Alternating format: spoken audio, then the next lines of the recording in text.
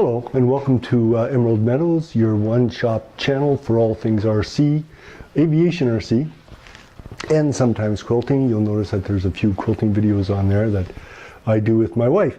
Today we're going to be talking about a trainer and beginner airplane called the Slow Stick by Hobby King.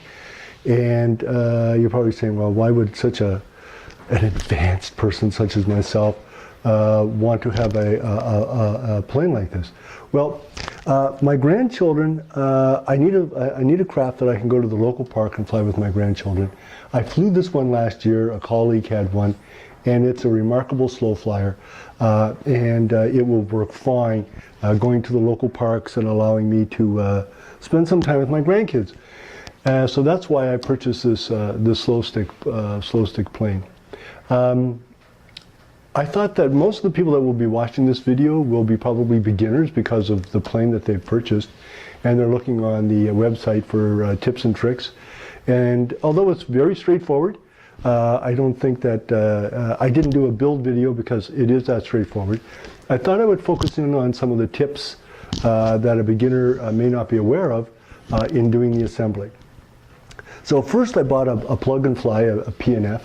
The reason I do that, I have lots of parts, lots of motors, lots of VSCs, but I use those for when I crash and I need a part, a new motor or a new motor shaft or ESC. They all burn out at some point. So I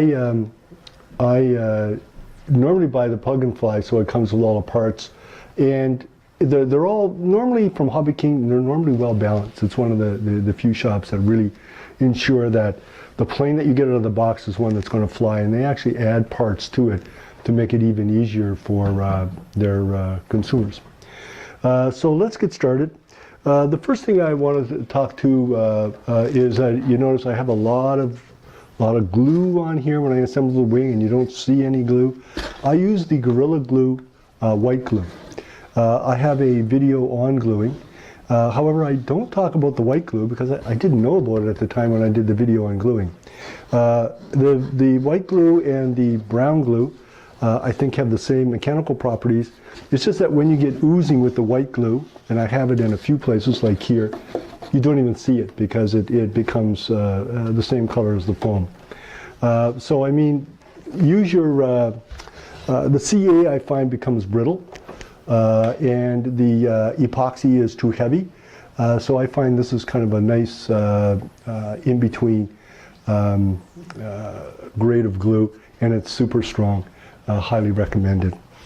The other thing I did on this build that wasn't in the documentation is that there is a piece of wood here that provides the dihedral for your wing.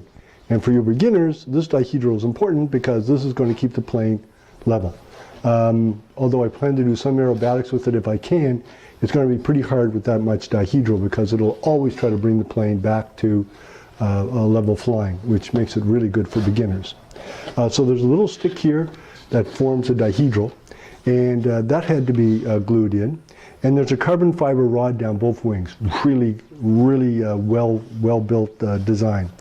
The one thing I did add to it is I did add a piece of nylon, a little piece of nylon. I took one of my nylon bolts and cut the head off, and then kind of bent this with my heat gun to create the same shape as the dihedral of the wooden stick there.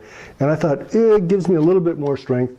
If I will probably try to do some aerobatics with it, so a little bit more strength in there by putting in the nylon bolt. Not necessary, but I just wanted to explain I did do that.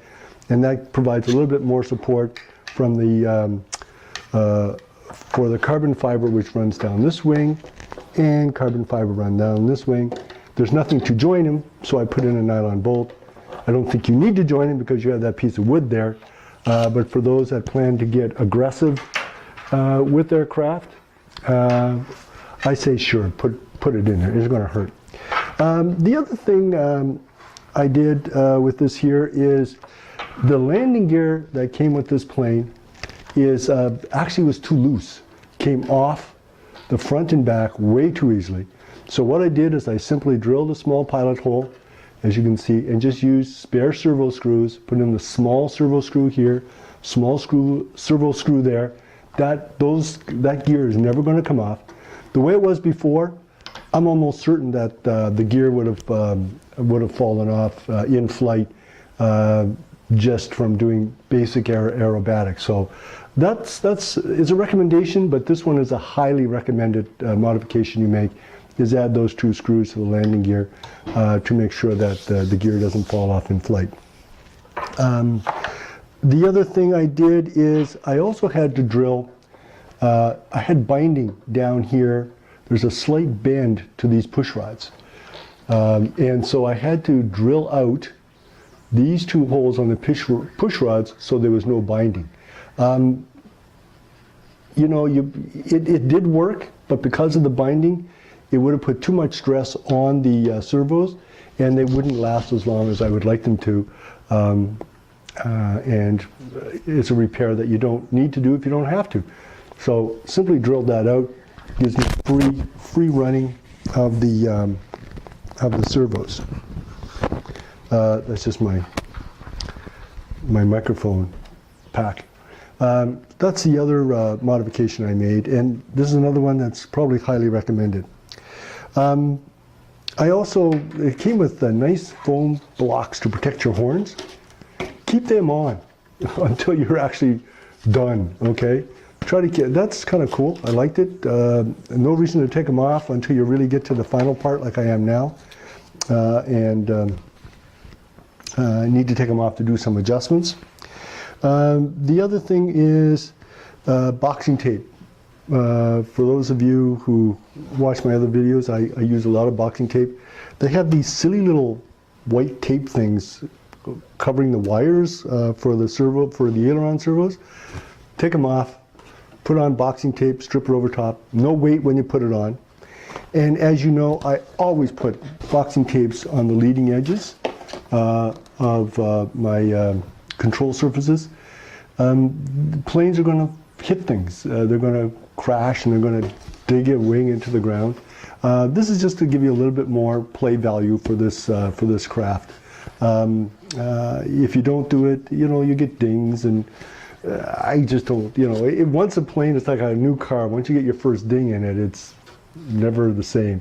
So I always put the tape on the leading edges to make it a little bit more crash proof, but you can't totally make them crash proof. So I hope you enjoyed this video, and if you're a newbie, this is a great plane. I flew it last year, loved it. I know I'm going to have fun once the snow's gone. It's still snowing here. Once the snow's gone, I'm looking forward to flying with my grandkids at the local park. So I hope you enjoyed this video, and if you did, please say like and subscribe to my channel. The more subscribers I have, the more videos I do. So please subscribe, and if you're a beginner, enjoy this great plane, and we'll see you next time at Emerald Meadows. Bye-bye.